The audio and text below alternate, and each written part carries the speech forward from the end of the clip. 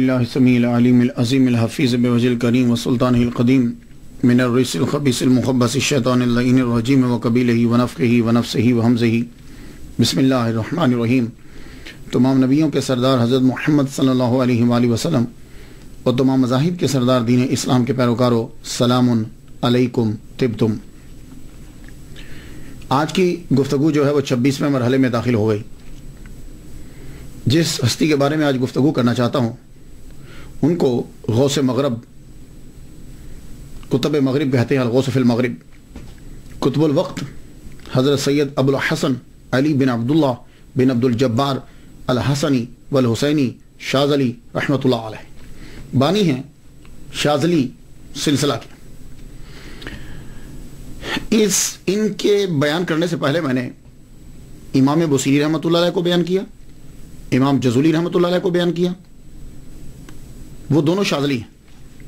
پیر کا تذکرہ مریدین، مریدین کے بعد کر رہا ہوں۔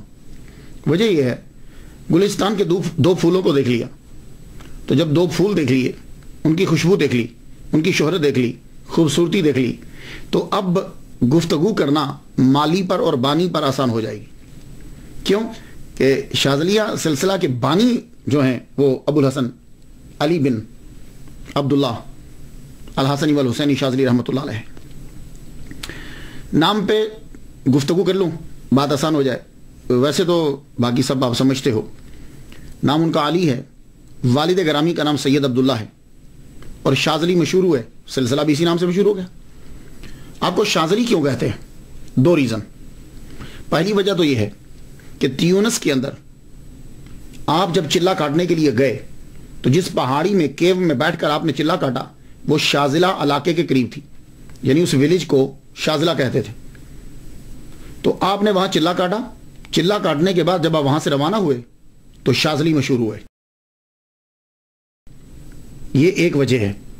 دوسری وجہ یہ ہے جو مجھے زیادہ بہتر لگی، دوسری وجہ یہ ہے کہ شاذن، یہ لفظ جو ہے نا شاذ، یہ سنا ہوگا جب علم النحو، علم الصرف پڑھنے لگتے ہیں، خاص طور پر علم الصرف، علم الصیغہ جب پڑھتے ہیں تو اس میں یہ لفظ اکثر آتا ہے کہ یہ شاذ ہے، یہ شاذ ہے۔ شاذ کا معنی کیا ہوتا ہے؟ شاذ کا معنی عربک کی ڈکشنریز کے اندر جدا، غیر معمولی، تنہا، خلاف معمول، یہ معنی ہوتے ہیں۔ تو آپ کو شاذلی کہنے کی ایک ریزن جو ہے وہ یہ ہوئی کہ آپ نے عبادت کی، ریاضت کی، مجاہدہ کیا، تو اللہ تعالیٰ کی طرف سے پھر آپ کو یہ ٹائٹل ملا کہ انت شاذن لی، یعنی you are only for me, انت شاذن لی۔ تو یہ لگتا ہے کہ پھر اس کے بعد، اس لیے آپ جب شاذلی کا پروننسیشن دیکھیں گے مختلف جگہوں میں مختلف ہے۔ پاکستان کے اندر شاذلی بولتے ہیں، آپ مصر میں جائیں، دوسری سمتوں میں آپ جائیں تو تھوڑی سی تبدیلی کے ساتھ آپ کو یہ لفظ ملے گا۔ تو شاذن لی سے شاذلی بن گیا، یا شاذلہ سے شاذلی۔ ایک بات میں دیکھتا ہوں شاذلی سلسلے کے اندر کہ ان کے اکثر جو خلفاء ہیں، یہ مریدین ہیں، ان کی تحریریں جو ہیں وہ وظائف کی صورت اختیار کریں، لوگوں کے لیے لازمی ہوگی، یا تو ان کے کورس میں یا ان کے وظائف میں۔ اب جیسے دیکھیے دلائل الخیرات، امام بصیری کا قصیدہ بردہ شریف، ابو الحسن شاذلی رحمۃ اللہ علیہ کا حزب البحر۔ ویسے تو 18 حزب ہیں، لیکن جو حزب البحر کو پذیرائی ملی ہے وہ کسی اور حزب کو نہیں ملی۔ آپ سے کسی نے پوچھا ایک مرتبہ، کہنے لگے کہ آپ کی اتنا آپ نے علم پڑھا ہے، کتب نہیں ہے آپ کی، یعنی آپ نے کوئی کتاب نہیں لکھی۔ تو معلوم ہے کیا جواب دیا تھا؟ فرمانے لگے کتبی اصحابی، میرے یہ جو مریدین ہیں نا، یہ کتب ہیں۔ اور واقعی تاریخ نے اور دنیا نے، وقت نے پھر ثابت کیا کہ آپ کا ہر مرید جو ہے وہ ایک چلتی پھرتی لائبریری تھی۔ یا جو لکھا کمال کا لکھ لیں۔ تو شاذلی سلسلہ کی کچھ خصوصیات ہیں، شاذلیہ سلسلہ کی کچھ خصوصیات ہیں، ہر سلسلے کی خصوصیات ہوتی ہیں۔ اس سلسلے کی ایک خصوصیت جو ہے وہ بڑی، وہ ان کی تحریریں ہیں، وہ وظائف، وہ تحریریں جو ہیں وہ وظائف کی صورت اختیار کر، حزب الحمد، حزب النور، لطائف المنن، منہاج المکیہ، درۃ الاسرار، قاموس اللغات، تاج العروس، نفحات الحرمین، کواکب الدروریہ، انوار القدسیہ، تفسیر الجلالین، مواہب اللدنیہ۔ These are only the tip of the iceberg. میں نے چند نام لیے ہیں۔ تو تحریر جو ہے وہ اس سلسلے کی وہ مشہور ہوئی۔ دوسری خصوصیت کیا ہے شاذلیہ سلسلہ کی؟ وہ یہ کہ جہاں سے فیض ملتا ہے لے لو، یہ خاص ایک چیز ہے اس سلسلے کی۔ باقی سلاسل میں تو یہ ہوتا ہے کہ آدمی ایک جگہ رہا اب دوسری جگہ نہیں جائے گا، لیکن شاذلیہ سلسلہ کے اندر یہ ہے کہ وہ کہتے ہیں کہ ہماری پیاس جو ہے وہ ایک جگہ پہ نہیں بجھتی۔ یہاں سے فیض ملا لیجئے، آگے سے فیض ملتا ہے وہاں سے بھی لیجئے، جہاں سے فیض ملتا ہے لیتے جائیے۔ یہ ان کا موقف ہے۔ وہ کہتے ہیں کہ یہ جتنا فیض ہے اس کی مثال اور سے نہ دو، کیوں؟ یہ جو فیض ہے یہ محمد مصطفیٰ صلی اللہ علیہ وآلہ وسلم کا فیض ہے۔ تو اب آپ مجھے بتائیے کہ نبی کا فیض جہاں سے ملتا ہے لیتے جائیے، یہ ہے ان کا موقف۔ یہ دوسری خصوصیت ہے۔ تیسری خصوصیت کہ بانی سلسلہ کا یہ اعلان ہے کہ دیکھو خود کو بھوکا کیوں رکھتے ہو، نعم سے خود کو دور کیوں کر رہے؟ اللہ تعالیٰ نے اتنی نعمتیں آپ کے لیے پیدا کی ہیں تو تم ان نعمتوں سے فائدہ اٹھاؤ، لیکن شریعت کے دائرے میں رہتے ہوئے، شریعت کے دائرے میں رہتے ہوئے اور سنت کو اپنا گائیڈ بناتے ہوئے اس کی رہنمائی کے اندر تم لوگ جو ہے وہ چیزوں کا استعمال کرو اور اللہ تعالیٰ کا شکر ادا کرو۔ یہ کیا ہوا کہ ساری چیزیں تم چھوڑ دیتے ہو؟ نہیں چھوڑو۔ یہ ان کی تیسری خصوصیت۔ 117 ممالک کے اندر شاذلیہ سلسلہ جو ہے وہ آپ کو ملے گا۔ پاکستان کے اندر بھی مفتی ابو بکر صاحب شاذلی ہیں، امریکہ تشریف لائے تھے، میری ان کے ساتھ ملاقات ہوئی، مجھے انہوں نے حزب البحر کی جو ہے نا وہ اجازت دی، کہنے لگے ہم شاذلی سلسلہ کے ہیں، ہم آپ کو اجازت دیتے ہیں۔ کچھ لوگ یہ کہتے ہیں کہ ابو الحسن شاذلی رحمۃ اللہ علیہ کی حیثیت جو ہے وہ عبد القادر جیلانی الحسنی والحسینی رحمۃ اللہ علیہ جیسی ہے۔ جس طرح عبد القادر جیلانی الحسنی والحسینی رحمۃ اللہ علیہ مشرق یعنی چائنا، انڈیا، بنگلہ دیش، پاکستان، افغانستان میں جیسے ان کا مقام ہے، ویسے ہی شاذلی رحمۃ اللہ علیہ کو مغرب میں یعنی مصر، مراکو، اندلس، عرب، اس سائڈ پہ ان کو وہی مقام حاصل ہے۔ اور کچھ نے یہ کہا، مجدد الفسانی رحمۃ اللہ علیہ کا حوالہ دیتے ہوئے کہنے لگے کہ امام شاذلی رحمۃ اللہ علیہ جو ہیں یہ عبد القادر جیلانی رحمۃ اللہ علیہ سے افضل ہیں۔ یہ انہوں نے حوالہ دیا مجدد الفسانی رحمۃ اللہ علیہ کا۔ لیکن دیکھیے میرا اپنا مطمع نظر جو ہے وہ یہ ہے کہ اولیاء کرام جو ہوتے ہیں وہ سب کی عزت کرتے ہیں۔ یہ واحد ایک ایسا شعبہ ہے جس کے اندر سب کی عزت ہوتی ہے، سب کو اپنے سے افضل سمجھا جاتا ہے۔ تو میں نہیں مانتا کہ مجدد الفسانی رحمۃ اللہ علیہ نے کچھ ایسا کہا ہو۔ ایک بات میرے سننے میں آئی، مجدد الفسانی رحمۃ اللہ علیہ کے جو 2 بچے تھے وہ جن سے پڑھا کرتے تھے، طاہر بندگی، نام سنا ہوگا نا آپ نے؟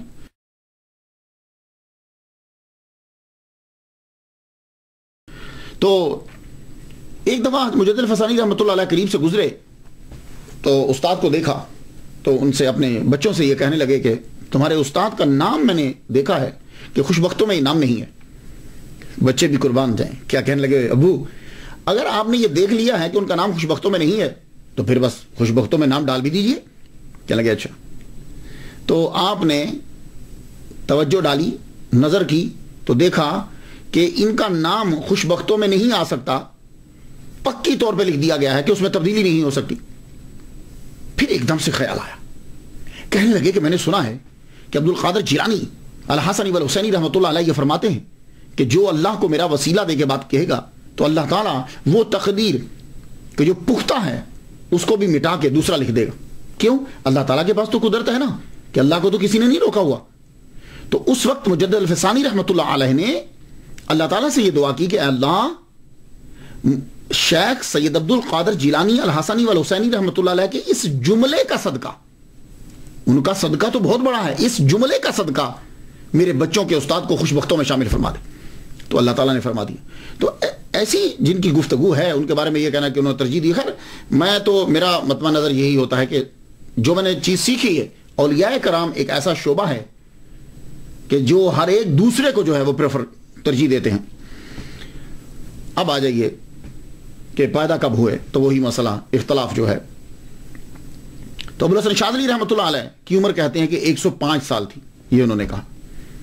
تو جب ان کی عمر 105 سال ہے تو تاریخ وصال کے اندر اختلاف نہیں ہے، 656 ہجری میں ہوئی۔ تو اگر تاریخ وصال جو ہے وہ 656 ہے اور ان کی عمر بھی 105 سال ہے، تو پھر تاریخ ولادت میں نے نکالی ہے 551 ہجری۔ 551 ہجری میں آپ جو ہے وہ پیدا ہوئے۔ آپ بربر قوم کے قبیلہ گوہمار سے تعلق تھا آپ کا۔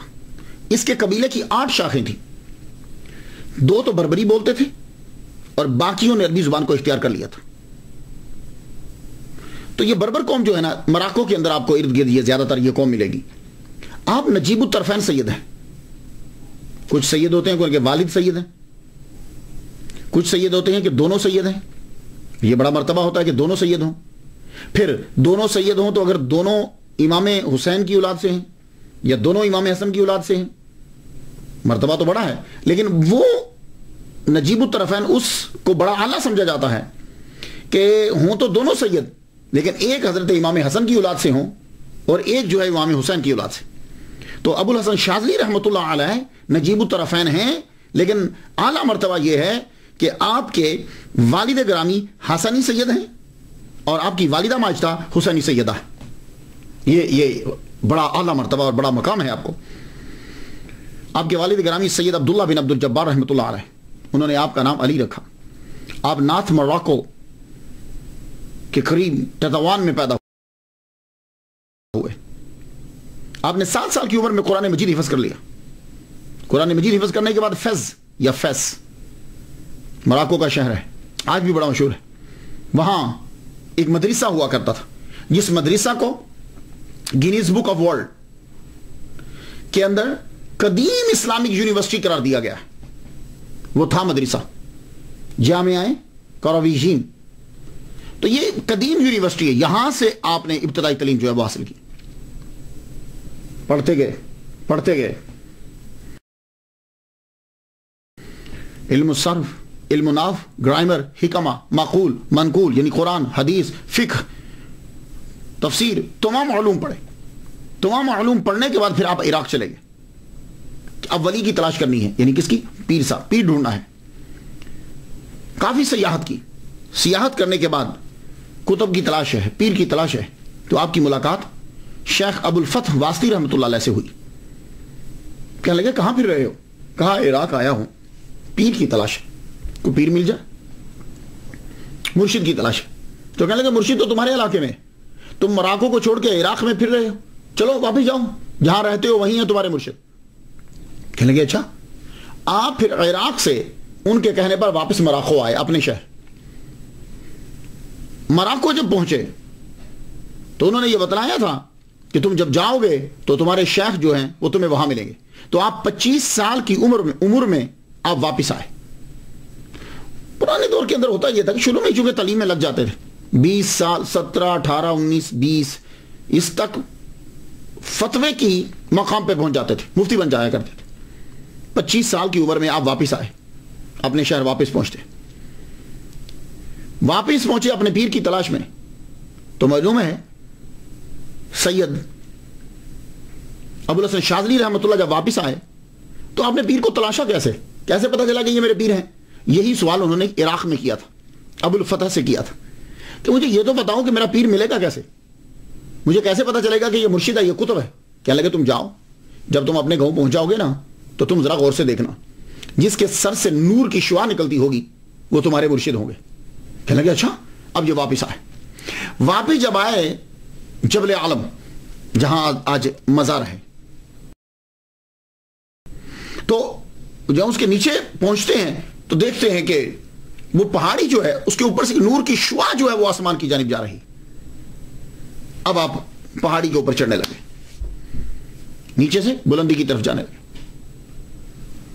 تو کیا دیکھتے ہیں کہ وہاں جو ہستی بیٹھی ہے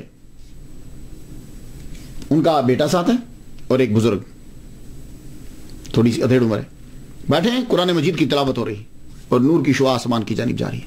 جانتے ہو یہ کون ہے؟ آج بھی چلے جائیے مراکو کے اندر، مولائی عبدالسلام بن سلیمان مشیش رحمت اللہ علیہ کے نام سے دنیا ان کو جانتی ہے۔ اب ایک نام آ جائے ہسٹری کے اندر، سٹوری میں نام آ جائے، بات کرتے ہوئے نام آ جائے تو تجسس ہوتا ہے، یعنی یہ کون سی ہستی ہے، ان کے بارے میں بھی معلوم ہو۔ اگر صرف نام ہو تو طلب بڑھ جاتی ہے، اس لیے میں تذکرہ کرتے ہوئے بیچ میں مختصر سا تذکرہ کرتا چلا جاتا ہوں۔ تو اب جب ابوالحسن شاذلی رحمۃ اللہ علیہ کا تذکرہ چل رہا ہے تو ان کے پیر کا عبدالسلام بن سلیمان مشیش رحمۃ اللہ علیہ کا تذکرہ تھوڑا سا نہ ہو تو بات جو ہے نا وہ تشنا رہ جائے گی۔ یہ کون ہیں؟ آج شاذلی سلسلے کے پیر کوئی معمولی ہستی نہیں ہے، شاہی خاندان سے تعلق ہے، ان کا خاندان جو ہے وہ حکومت کرتا رہا ہے، تو جن کا خاندان حکومت کرتا رہا ہو عادات بڑی اعلیٰ ہوتی ہیں، مگر حکومت چھوڑ دی۔ 7ویں صدی ہجری میں قبیلہ بنی عروس کے اندر پیدا ہوئے جو گھمار نارتھ موراکو میں رہتا تھا۔ 559 ہجری میں آپ پیدا ہوئے ہیں، آپ بھی سادات خاندان سے ہیں، اسی لیے مولائی کہا جاتا ہے۔ ہر علاقے کے اندر سید کے لیے مختلف جو ہیں وہ القابات ہوتے ہیں۔ پاکستان کے اندر بابا بولتے ہیں، باپو بولتے ہیں، کسی جگہ پہ شریف کہتے ہیں، شریفوں کا گھرانہ، وہ اصل میں سادات ہوتے ہیں۔ کسی جگہ پہ مولائی کہا جاتا ہے، تو یہاں مراکو میں مولائی بولتے، تو مولائی جب بولیں گے تو معلوم یہ ہوگا یہ سادات خاندان سے۔ آپ کے والد گرامی کا نام سلمان تھا، سلیمان، مگر بعد میں مشیش مشہور ہو گیا، اس لیے آپ کو عبدالسلام مشیش کہتے ہیں۔ تو مشیش جو ہے یہ آپ کے والد گرامی ہیں سلیمان، ان کا نام مشیش پڑ گیا۔ مشیش کیسے کہتے ہیں؟ بربری قوم میں چھوٹی بلی کو مشیش کہتے ہیں، پھر آپ کا لقب جو ہے وہ مشہور ہو گیا۔ ابوالحسن شاذلی رحمۃ اللہ علیہ کے پیر و مرشد جو ہیں عبدالسلام بن سلیمان مشیش رحمۃ اللہ علیہ کہتے ہیں کہ جب یہ پیدا ہوئے، کہ ایک جگہ میں روایت پڑھ رہا تھا، یہ جب پیدا ہوئے تو غیب سے آواز آئی کہ قطب جو ہے وہ پیدا ہو گیا، قطب مراکو پیدا ہو گئے ہیں۔ کہتے ہیں کہ یہ آواز جو ہے عبد القادر جیلانی رحمۃ اللہ علیہ نے بغداد کے اندر سنی، تو آپ اسی وقت بنا کچھ انتظار کیے وہاں سے چل پڑے، مراکو تک پہنچے۔ وہاں جب جبل عالم میں وہاں پہنچتے ہیں تو عبدالسلام بن سلیمان مشیش، یعنی ان کے والد گرامی سلیمان رحمۃ اللہ علیہ، ان کے ہاں پہنچے، کہنے لگے میں تمہارے بیٹے سے ملنا چاہتا ہوں۔ انہوں نے بڑا بیٹا دکھایا، فرمایا نہیں یہ نہیں۔ انہوں نے دوسرا بیٹا دکھایا، فرمایا نہیں یہ نہیں۔ وہ تیسرے بیٹے کو لائے، فرمایا نہیں۔ ساری اولاد دکھا چکے، کہنے لگے نہیں یہ نہیں ہے۔ کہا تو ہاں ایک بچہ پیدا ہوا ہے ابھی میرا، تو وہ بچ گیا، کہنے لگے ہاں اسے لے کر آؤ۔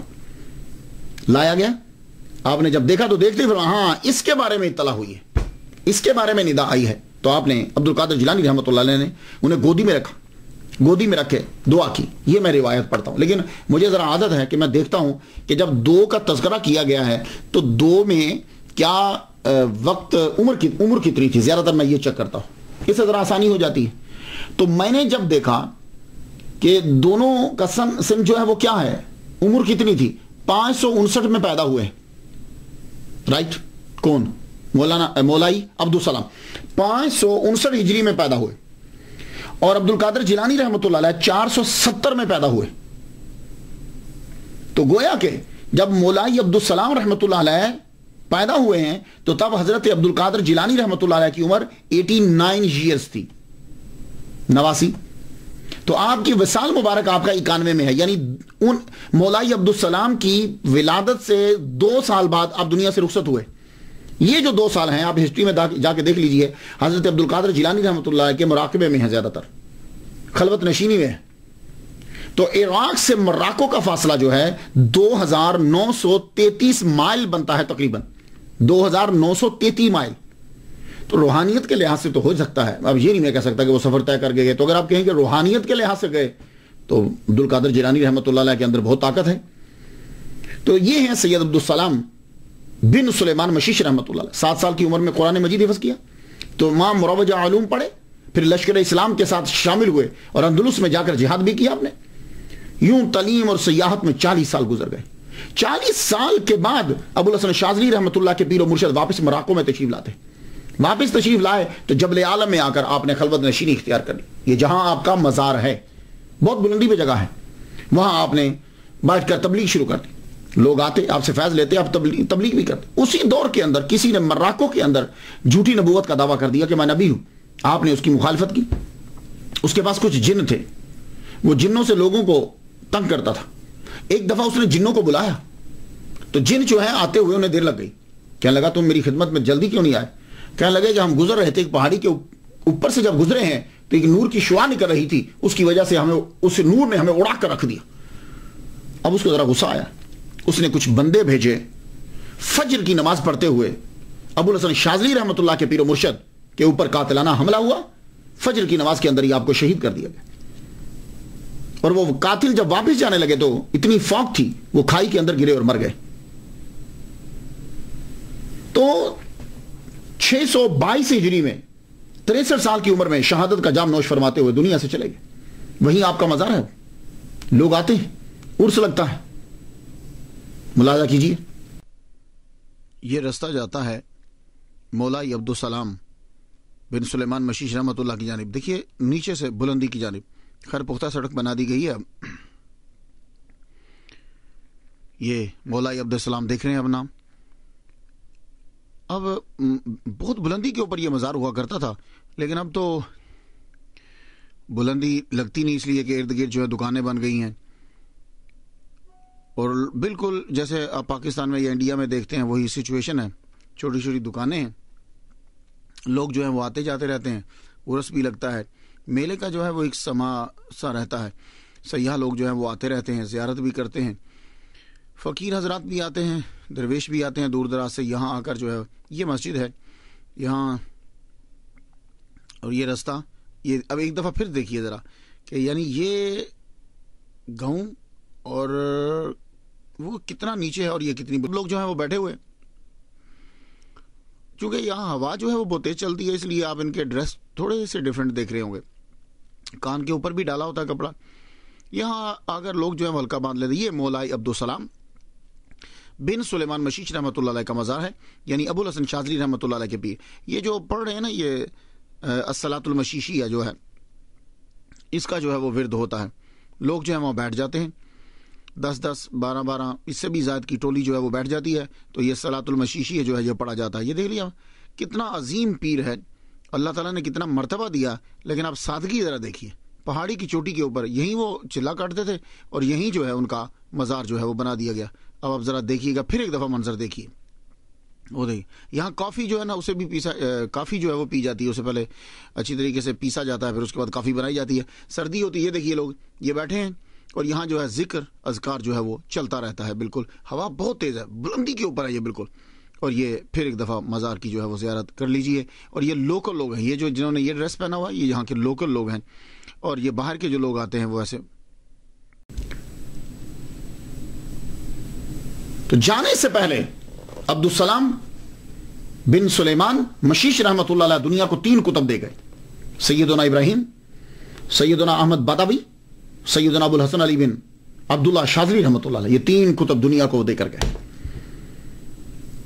تو ابو الحسن اب آپ نے سید عبدالسلام کے بارے میں سن لیا. اب سنی, اب آپ کو سمجھ آ جائے گی. جب پیر کے بارے میں پتہ چل گیا تو اب دیکھیے ابو الحسن شاذلی رحمۃ اللہ علیہ کو معلوم ہو, اب بتایا گیا کہ جب تم جاؤ گے تو نور کی شعاع نکلتی ہوگی. آپ نے جب نور کی شعاع کو دیکھ لیا تو آپ پہاڑی اپنے پیر کے پاس جانے لگے. نیچے آپ نے پہلے وضو کیا, وضو کر کے آپ بلندی پہ گئے, دیکھا کہ پیر صاحب قرآن پڑھ رہے ہیں, قرآن تلاوت ہو رہی ہے, آپ بھی سمت کر رہے ہیں, بیٹا آپ کا پڑھ رہا, آپ قرآن کی تلاوت سن رہے.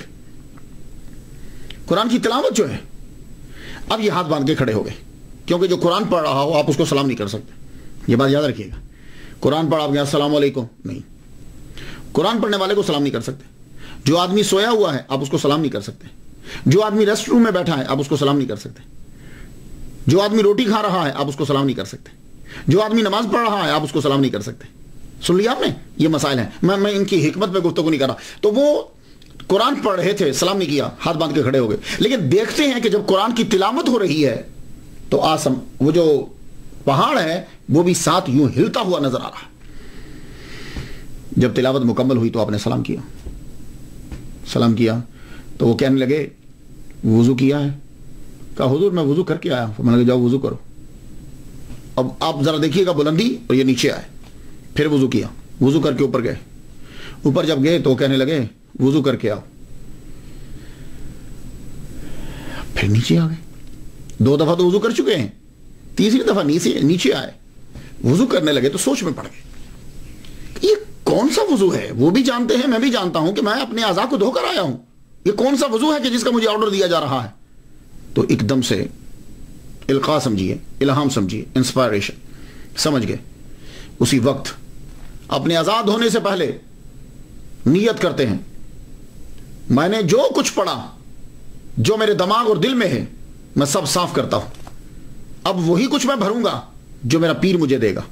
اعضاء دھوئے، دھونے کے بعد اب چلے اوپر. جب پہنچے پیر کے سامنے کہنے لگے ہاں، دیکھتے ہی کہنے لگے ہاں تمہارا نام علی ہے، تمہارے ابا کا نام عبداللہ. تو ان کا نام بس نام بتاتے چلے گئے، عبد الجبار.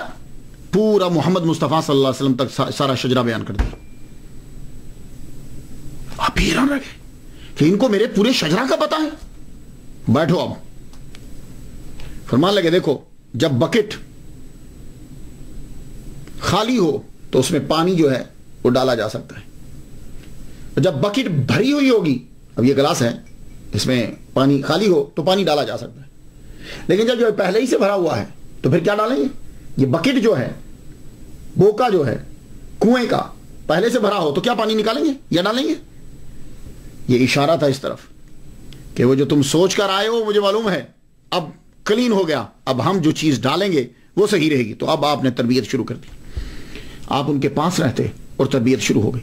جب آدمی نیا نیا کسی فیلڈ میں جاتا ہے نا تو شوق ہوتا ہے کہ لوگ میری جانب آئیں. یا ہر فیلڈ کے اندر لوگ میری جانب آئیں. ابو الحسن شاذلی رحمۃ اللہ علیہ، آپ کے من میں یہ آیا کہ لوگوں کے دل میں خدا تعالیٰ میری محبت ڈال دے. یہ آپ نے سوچا. سوئے آپ خواب میں دیکھتے ہیں کہ مرشد جو ہیں ان سے آپ کہہ رہے ہیں اپنے پیر سے کہ پیر اللہ سے دعا کرو کہ اللہ تعالیٰ تمام دنیا یہ لوگ جتنے ہیں ان کے دلوں میں میری محبت پیدا کر دے. تو اس سے کیا ہوگا؟ جب آدمی لوگوں کے دلوں میں تمہاری محبت پڑے گی تو کیا ہوگا؟ پھر لوگ تمہارے پاس آئیں گے. تو دھیان کہاں رہے گا؟ لوگوں کی طرف. تو دھیان تو ادھر ہی رہے گا. تو یہ کامیابی نہیں ہے کہ تمہارا دھیان صرف لوگوں کی طرف رہے. کامیابی یہ ہوتی ہے کہ آدمی کا دھیان اللہ کی طرف رہے. تو آپ ذرا سنیے گا. تو انہوں نے جب یہ سوچا کہ شیخ اللہ سے دعا کرو اللہ تمام لوگوں کے دلوں میں میری محبت ڈال دے، تو آپ نے سنا کہ شیخ اللہ سے دعا کر رہے ہیں اے اللہ لوگ چاہتے ہیں کہ لوگوں کے ساتھ معاملہ آسان ہو، میں چاہتا ہوں مشکل ہو تاکہ تو ہی تو رہے. واہ، سنا آپ نے؟ یعنی لوگ یہ چاہتے ہیں کہ لوگوں کے ساتھ رابطہ آسان ہو جائے، میں چاہتا ہوں کہ مشکل ہو جائے، لوگ ملے ہی نہ، تاکہ ہر کام میں توجہ جو ہے وہ پروردگار عالم کی طرف رہے. ایک اور بات تصوف میں جب ہم جاتے ہیں وظائف کے اندر تو اسم اعظم ہر آدمی کی آرزو ہوتی ہے کہ مجھے اسم اعظم مل جائے اور میں اسم اعظم لے کر پھر کام کروں. اس کا کام بتائیے، وہ اسم اعظم لے کے کام کرنا چاہتا ہے، لوگوں میں میری مشہوری ہو، میں دریا چلتا ہوا روک دوں، میں پتھروں کو توڑ دوں، میں مردوں کو زندہ کر دوں، میں ہوا کو روکوں، میں چیزیں بنا دوں. اسم اعظم اس لیے لینا چاہتا ہے. تو اسم اعظم ایسے نہیں ملتا. ایک دن حضرت ابو الحسن شاذلی رحمۃ اللہ علیہ کے ذہن میں بھی آ گیا کہ مجھے بھی اسم اعظم ملنا چاہیے. اور جس وقت وہ یہ سوچ رہے تھے اسم اعظم کے بارے میں تو اس وقت مولا عبدالسلام بن سلیمان مشیش رحمۃ اللہ علیہ کی گودی کے اندر ان کا بچہ ان سے کھیل رہا تھا. تو انہوں نے جب یہ سوچا کہ مجھے اسم اعظم مل جائے تو انہوں نے ایک دم سے رخ موڑا، وہ جو بچہ معصوم کھیل رہا ہے، رخ موڑ کے ان کے شولڈر پہ ہاتھ رکھا، کہنے لگے تم اسم اعظم کیوں تلاش رہے ہو؟ تم خود کیوں نہیں اسم اعظم بن جاتے؟ اللہ اکبر جل شانہ، تم خود اللہ کا اسم اعظم بن جاؤ. کیا مطلب؟ کہ یعنی دیکھو کہ تم اللہ کا ایک ایسا نام ڈھونڈتے ہو کہ جس کی وجہ سے سارے کام بن جائیں، تو تم خود اتنی عبادت کرو کہ اللہ کے محبوب بن جاؤ، پھر تمہارا وسیلہ دے کے جب دے لوگ تو لوگوں کے کام ہو جائیں. تم کیوں نہیں بن جاتے؟ عبداللہ عبدالسلام بن سلیمان مشیش رحمۃ اللہ علیہ مسکرائے تو ابوالحسن شاذلی رحمۃ اللہ سے کہنے گا ہاں ہمارے بیٹے نے صحیح کہا, یہی ہم بھی جواب دینا چاہتے تھے. یعنی ان کے بیٹے نے, ابوالحسن شاذلی رحمۃ اللہ کے پیر کے بیٹا نے, کہ جو اپنی باپ کی گودی میں کھیل رہے ہیں, انہوں نے یہ جواب دے دیا. تو خود سوچو مولا عبدالسلام بن سلیمان مشیش رحمۃ اللہ علیہ کا مقام جو ہے وہ کیا ہوگا. آپ کی تربیت جب مکمل ہوگی, کیونکہ علم تو آگے پڑھ چکے تھے, بس اب ذرا تربیت کرنا تھی. تربیت جب مکمل ہوگی تو فرمان لگا اب میں آپ کو اجازت دیتا ہوں, آپ جاؤ, لیکن جانے سے پہلے کچھ نصائح. تو میں جتنے بھی آپ لوگ سن رہے ہو, یہ بڑی ذرا دھیان سے سننا ان باتوں میں, پیچ ہے تھوڑا سا لیکن سننا.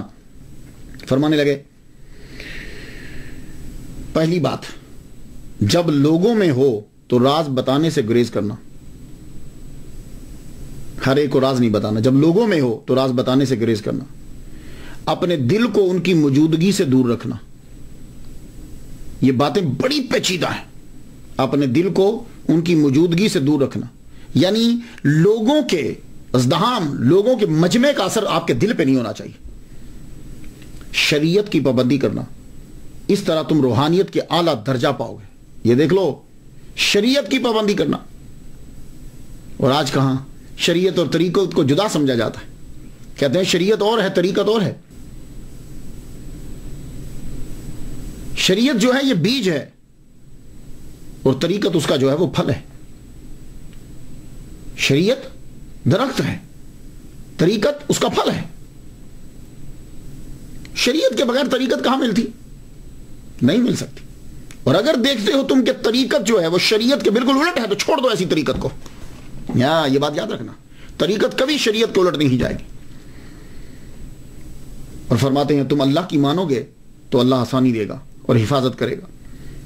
اور یہ اب جملے سننے والے, ایسے لوگوں کی دوستی اختیار نہ کرنا جو تیری دوستی چاہتے ہوں. ہے نا مشکل بات, آسانی سے سمجھ میں نہیں آئے گی, لیکن اس پہ آپ ٹائم دیجئے گا. ایسے لوگوں کو اپنا دوست مت بنانا جو تیری دوستی چاہتے ہوں. یہ چیپ لوگ ہوتے ہیں. اس کو دوست مت بنانا جو خود کو تجھ پر ترجیح دے, کمینہ آدمی ہے. اور ان کو دوست مت بنانا جو تجھ کو خود پہ ترجیح دیں, لالچی ہے کہ کوئی کام نکالنا ہے. دیکھ رہے ہیں آپ, بہت پیچیدہ جملے ہیں. یہ ایسا لگے گا جیسے غلط ہے, نہیں, اس پہ غور کرنا ہے. تو پھر دوست کسے بنایا جائے؟ تو آپ نے فرمایا اس کو دوست بنانا کہ جب بھی کوئی بات ہو یا کام ہو جواب میں اللہ ہی آئے. اللہ اکبر جل شانہ.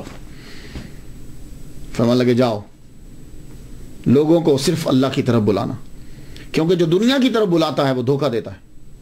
جو کام کی طرف بلاتا ہے اور کام میں لگاتا ہے مصیبت میں ڈالتا ہے.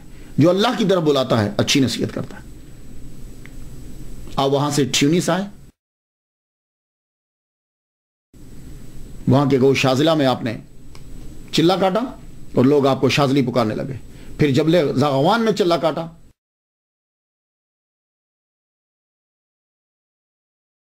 یہ کڑی ریاضت تھی. یہاں سے حکم ہوا کہ اب تم تعلیم کو شروع کر دو. تو ابوالحسن شاذلی رحمۃ اللہ علیہ نے ٹیونس کے اندر تعلیم جو ہے اور تبلیغ جو ہے یہ شروع کر دی. 1228 میں آپ نے ٹیونس میں تبلیغ شروع کی. 16 سال تک تبلیغ کرتے رہے ٹیونس کے اندر. اور آپ کا طریقہ بڑا مشہور ہوا, امراء میں, شرفاء میں, فضلاء میں, سب لوگوں میں آپ کا طریقہ مشہور ہوا. محمد مصطفیٰ صلی اللہ علیہ وآلہ وسلم ایک دن آپ کی خواب میں آئے. 16 سال جب آپ کو گزر گئے تبلیغ کرتے ہوئے, تو حضور صلی اللہ علیہ وآلہ وسلم آپ کی خواب میں تشریف لائے, کہنے لگے اے علی میں تجھے حکم دیتا ہوں کہ جاؤ تم ایجپٹ مصر چلے جاؤ. ٹیونس سے مصر. تو مصر میں ذرا گرمی تھی. خواب میں جب دیکھا نا تو مصر میں گرمی. عرض کرتے ہیں یا رسول اللہ میں مصر میں جاؤں گا تو گرمی ہے, سایہ کہاں سے؟ حضور صلی اللہ علیہ وسلم نے خواب میں فرمایا علی تم جاؤ, میں بادل کو تیرے لیے مقرر کر دوں گا کہ بادل تیرے اوپر سایہ کرے گا. تو عرض کی کہ بادل تو ہوں گے, رستے میں پیاس لگے گی. فرمانے لگے جب تو بادل کو حکم دے گا بادل تیرے اوپر پانی برسائے گا. اللہ اکبر جل شانہ. فرماتے ہیں پھر یہ وہاں سے چلے, وہاں سے چلے, اور آپ کے ساتھ آپ کے داماد ابو العباس المرسی شاذلی رحمت اللہ علیہ, یہ پیر ہیں امام بصیری رحمت اللہ علیہ کے. وہاں سے پھر چلے آپ اسکندریہ پہنچے. آپ کے مریدین، آپ کے طلباء، مشائخ آپ کے ساتھ ہیں. آپ کی عمر تقریباً کہتے ہیں کہ 50 سال ہو چکی تھی. کچھ چلوں میں گزر گیا وقت. 16 سال تو تبلیغ میں گزار دیا آپ نے. 25 سال کے تھے تو جب تو مراکو میں گئے واپس. 50 سال کے قریب آپ کی عمر ہو چکی جب آپ الیگزینڈریا، اسکندریہ میں، ایجپٹ میں آپ پہنچے. وہاں آپ نے سلطان مصر کی فوج میں بھی آپ نے حصہ لیا. لوگوں نے بڑا ورگلایا. یہ بات یاد رکھنا، جس کا نام 500-600 سال کے بعد بھی زندہ ہے جس کا نام، تو سمجھو وہ اپنے دور کے اندر ہر ایک کی زبان پر تھا. یا ایسے نہیں نام زندہ رہتے. اور جو اپنے دور میں ہر ایک کی زبان پر ہے اس کے حاسدین، مخالف بھی بہت ہوں گے. تو آپ کیا سمجھتے ہو ابو الحسن شاذلی رحمۃ اللہ کے حاسدین نہیں ہوں گے؟ ہوں گے. انہوں نے سلطان کو شکایت لگائی، اس کو نکالو اپنی فوج سے، یہ تمہیں تباہ کر دے گا، یہ حملہ کر دے گا، قبضہ کر لے گا. لیکن سلطان، اس لیے جب لوگ مخالفت کریں یا آپ سے کسی کے بارے میں برا کہیں تو پہلی بات تو یہ ہے کہ اس بندے کو ہی چھوڑ دو، یا اس بندے کو چھوڑ دو. کیونکہ اولیاء کے اندر ایسا ہوتا ہی نہیں ہے. اولیاء پردہ ڈالتے ہیں نہ کہ پردہ فاش کرتے ہیں. ہاں، یہ بات یاد رکھنا. اور اگر کوئی ایسا سلسلہ ہو بھی تو پھر ریسرچ کرو، تحقیق کرو. اور بہتر تحقیق یہ ہے کہ ڈائریکٹ اس بندے سے بات کر لو. کیونکہ جو کوئی کسی کی مخالفت کر رہا ہے اس کی کئی وجوہات ہو سکتی ہیں. ہو سکتا ہے کہ اس کی کوئی ذاتی دشمنی ہوئی ہو، کوئی نقصان ہوا ہو اس کو ذاتی. ہو سکتا ہے کہ اس کو اس سے حسد ہو سکتا ہے کہ اس کا کوئی کام نہ ہوا ہو. تو بہت سی وجوہات ہو سکتی ہیں. تو جب سلطان کو یہ بتایا گیا تو سلطان نے جب تحقیق کی تو پتا چلا صرف حسد ہی ہے اور کچھ نہیں. سلطان نے پھر آپ کو زمین دی. آپ نے اس کے 3 حصے کیے. ایک حصے میں مکان بنایا، ایک حصے میں آپ نے مسجد بنائی، ایک حصے میں آپ نے مدرسہ بنایا. وہ مدرسے کا نام المدرسہ کاملیہ رکھا. اور آج الازہر یونیورسٹی جو ہے وہ اسی مدرسے کی، وہ مدرسہ کاملیہ کی بنیادوں کے اوپر بنائی گئی. تو گویا کہ آپ لوگ یہ کہہ سکتے ہیں کہ سید ابو الحسن شاذلی رحمۃ اللہ علیہ اصل بانی ہیں الازہر یونیورسٹی کے. اور جب آپ مصر میں داخل ہوئے تو 1,25,000 آپ کے فالوورز آپ کے ساتھ. اللہ اکبر جل شان. اب خود اندازہ لگائیے کہ کتنا شاذلی سلسلہ جو ہے، کتنے مریدین آپ کے، اور کتنا مشہور تھا. اور آپ نے کام کتنا کیا ایجپٹ میں. ایسے نام تو زندہ نہیں ہیں. 1,25,000 کے قریب آپ کے فالوورز. اور آپ کا طریقہ یہ تھا کہ آپ ہر سال حج کرنے کے لیے جایا کرتے تھے. بہت سی کرامات ہیں آپ کی. 2 حج آپ کے بڑے مشہور ہوئے. 2 حج. ایک تو وہ حج کہ جب آپ چلے، حج آپ نے کیا، حج کرنے کے بعد مدینہ شریف روانہ ہوئے. یا تھا ایسا تو ہو نہیں سکتا ولی کامل علماء کرام یہ حج کریں اور مدینہ شریف نہ جائیں. وہ حج ہی کیا کہ بندہ مدینہ ہی نہ گیا. جو ہی روزہ ہے، آج کل تو بلڈنگز بن گئی ہیں نا، آپ کئی دفعہ گئے ہوں گے. وہ جو ہی روزہ نظر آیا تھا، بلڈنگز نہیں ہوتی تھی، دور سے روزہ نظر آتا. جو ہی روزہ نظر آیا تو آپ کے اندر جذب کی کیفیت طاری ہو گئی. ابو الحسن شاذلی رحمۃ اللہ، جذب کی کیفیت طاری. اسی وقت پڑھنے لگے، اس جذب میں پڑھنے لگے. صلوات اللہ و ملائکتہ و انبیائہ و رسلہ و جمیع خلائقہ و علی آلک و اصحابک اجمعین. جذب میں لگے. صلوات اللہ و ملائکتہ و انبیائہ و رسلہ و جمیع خلائقہ و علی آلک و اصحابک اجمعین. بار بار پڑھے جاتے، بار بار آنکھوں سے آنسو جاتے. ایک دم سے پھر جذب کی کیفیت سے باہر آئے تو ابو العباس مرسی جو آپ کے داماد اور نائب اور خلیفہ فرمانے لگے، تم نے دیکھا؟ کہا حضور کیا؟ آپ خود اپنی زبان سے بیان فرمائیے. کیا لگے ہم جب درود پڑھ رہے تھے سرکار پر تو محمد مصطفیٰ صلی اللہ علیہ وسلم نے یوں شہادت کی انگلی کا اشارہ فرمایا اور اکنالج تسلیم کیا، قبول کیا ہمارے سلام کو. اب لوگ یہ کہہ سکتے ہیں کہ یہ کیسے ہو سکتا ہے کہ سرکار صلی اللہ علیہ وآلہ وسلم جو ہے وہ قبر مبارک سے اپنی انگلی کا اشارہ فرمائیں. تو بھائی دیکھیے، ہمارا ٹاپک جو ہوتا ہے وہ صرف لوگوں کو بتلانے کے لیے ہے، لیکن میں ایک دلیل دیتا جاتا ہوں. شیخ احمد سید احمد رفائی رحمۃ اللہ علیہ، نام سنا ہے؟ یہ کرامت ان کی بہت مشہور ہے، بلکہ ان کی کرامات میں سب سے زیادہ مشہور کرامت یہی ہے. اور یہ عرب میں مشہور ہے، عرب علاقے میں، کہ آپ جب حج کرنے کے لیے گئے تب آپ کے ساتھ عبد القادر جیلانی رحمۃ اللہ علیہ بھی تھے. یہ ان کا زمانہ ایک ہی ہے. یہ حج کرنے کے لیے گئے تو سید جب حج کے بعد جاتے تھے حضور صلی اللہ علیہ وسلم کے روزہ پر، تو سیدوں کے لیے خاص اس وقت حلقہ بنایا گیا تھا. ایک جگہ تھی. تو سید لباس بھی خاص پہنتے تھے.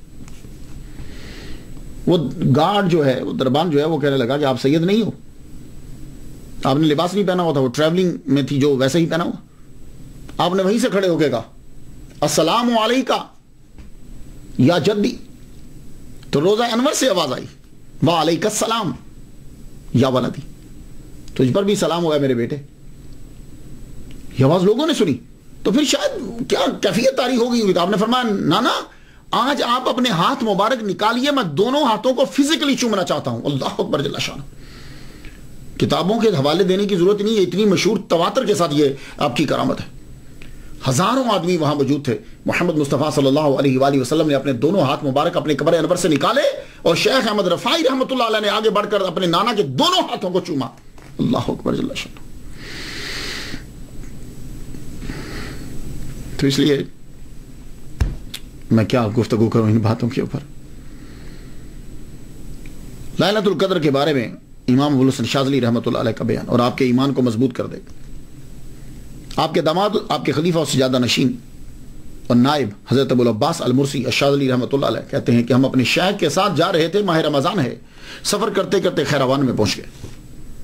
تراویح کا وقت آیا، تراویح پڑھی، کچھ ارد گرد کے لوگ بھی شامل ہوئے، انہوں نے بھی تراویح ادا کی. تراویح ادا کرنے کے بعد لوگ تو چلے گئے گھروں کو.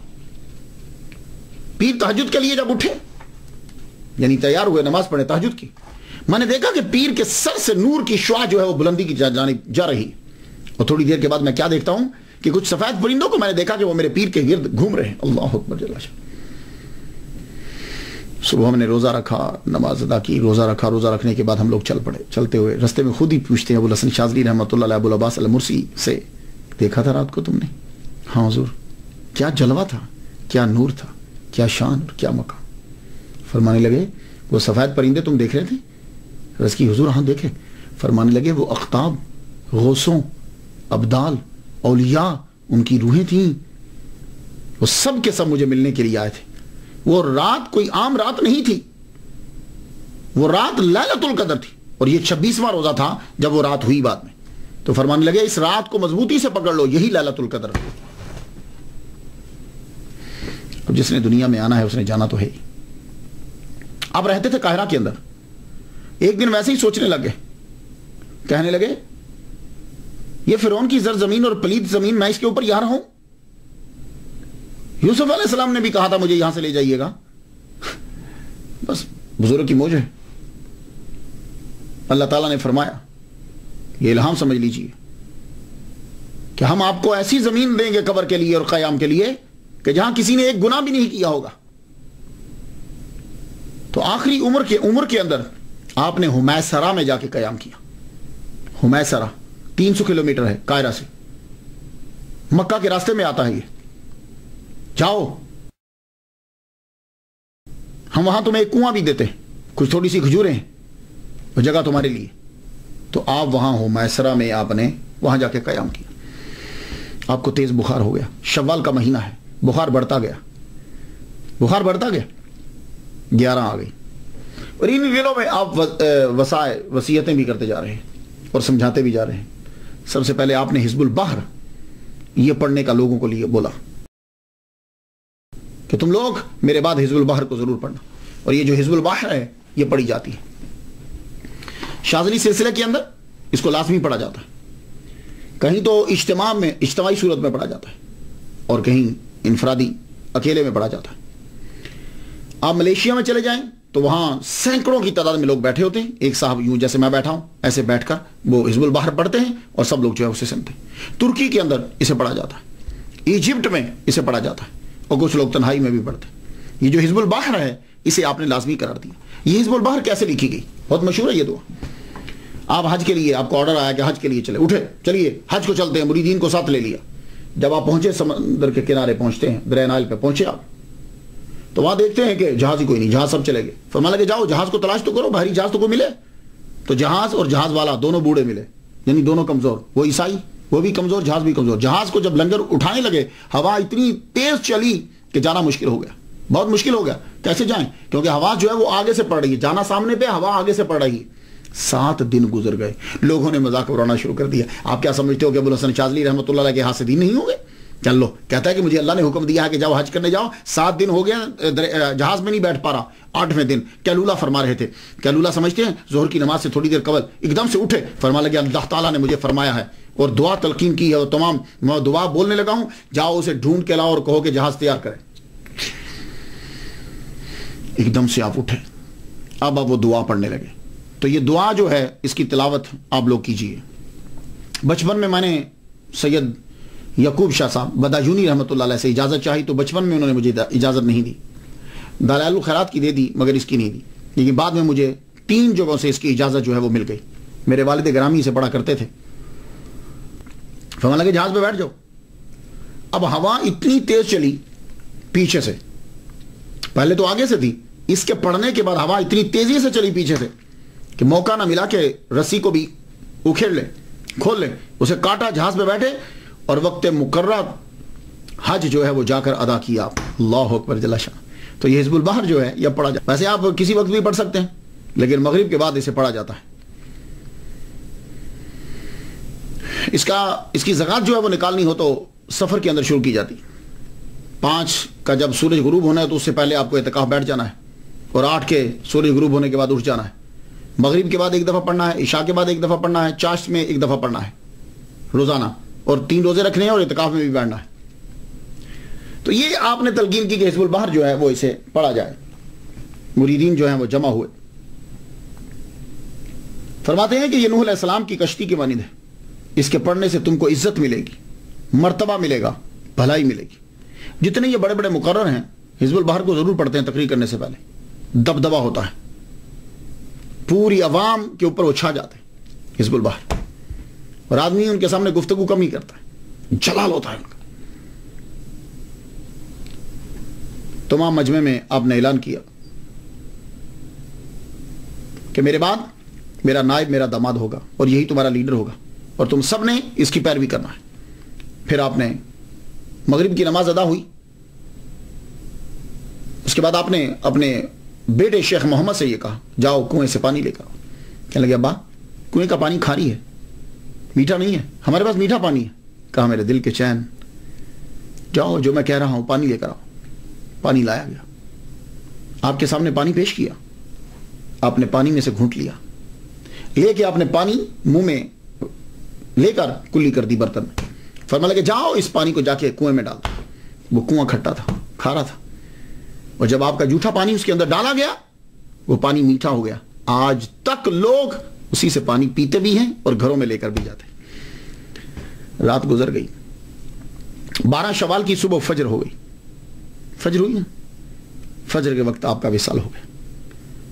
آپ کے داماد ابو العباس المرسی شاذلی رحمۃ اللہ علیہ نے آپ کا جنازہ پڑھایا. 1258 میں آپ کا وصال ہوا, اور آپ کا مزار آج بھی مرجع خلائق ہے.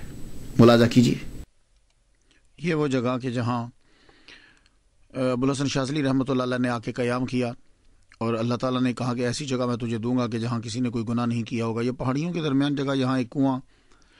اب تو خیر بہت ترقی ہوگی. یہ دیکھ رہے ہیں آپ ارد گرد پہاڑی ہیں, یہ مسجد ہے, یہ خانقاہ ہے آپ کی, یہیں حجرہ اور یہیں آپ کا روزہ مبارک جو ہے وہ بنا. یہ ابو الحسن شاذلی بورڈ آپ جو ہیں وہ پڑھ رہے ہیں. یہ مسجد حامدیہ, یہ مزار شریف ہے.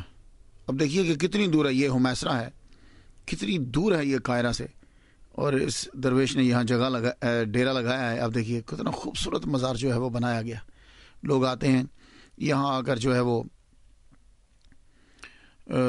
ورد کرتے ہیں, دعا مانگتے ہیں. دور دراز سے جو ہے لوگ, ایک بہت بڑا میلہ جو ہے وہ یہاں لگتا ہے. یہ بات میں آپ کو بتا دوں کہ بہت بڑا میلہ, بڑا عرس لگتا ہے یہاں. ایک بالکل ایسا جنگل کے اندر شہر کا ایک سما ہوتا ہے.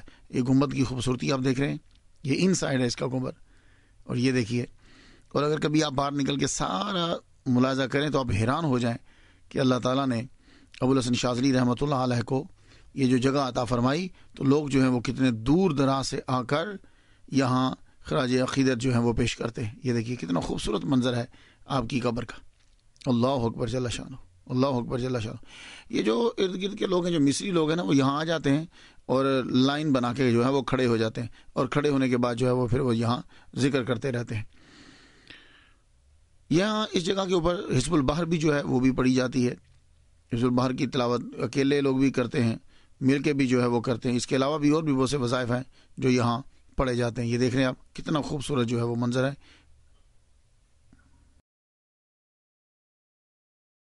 آپ کا مزار